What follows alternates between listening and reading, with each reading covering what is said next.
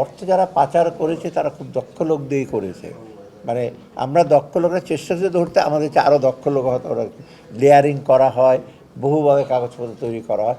তবে আমি বলি আসার কথা যে আইডেন্টিফাই করা গেছে, আপনারা জানেন না কারা কারা করেছে, কোন কোন দেশে করেছে।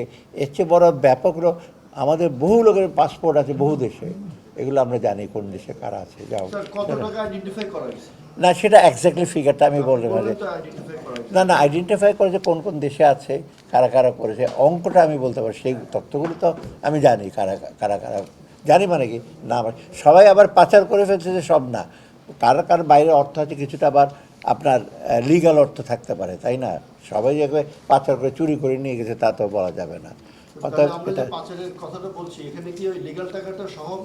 না, লিগ্যাল টাকাটা কিছুটা লিগ্যাল আছে, যে হয়তো বাংলাদেশ ব্যাংক পারমিশন করছে, কিছুটা ধরেন রিটেন আর্নি, কিছুটা নোস্ট্রো অ্যাকাউন্ট থেকে হয়তো এক্সপোর্ট আর্নি কিছু একটা পোর্শন রাখলো। সেইগুলো হয়তো আমাদের মেইন ছিল আপনার 11টা না 12টা বোধ কী হিসেবে আমরা আইডেন্টিফাই করে, বাকিগুলো আছে।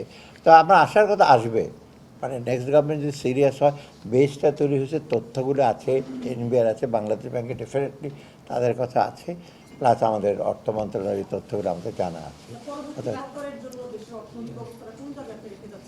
আমি মোটামুটি একটা স্টেবল, আমি বলি পরবর্তী ইসের জন্য আমার সবচেয়ে সে সাজেশনটা হলো প্লিজ ট্রাই টু কনসলিডেট।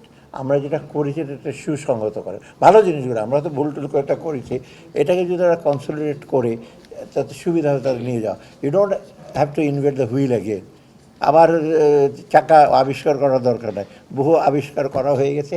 আমরা এই অ্যাকশনগুলো যে পরবর্তী সরকার কিছুটা নেয়। আর দ্বিতীয়ত হলো তাদেরকে আরেকটু আমার coordination in the government sector, government এজেন্সিগুলো, ওইখানে সমন্বয়ের অভাব আছে।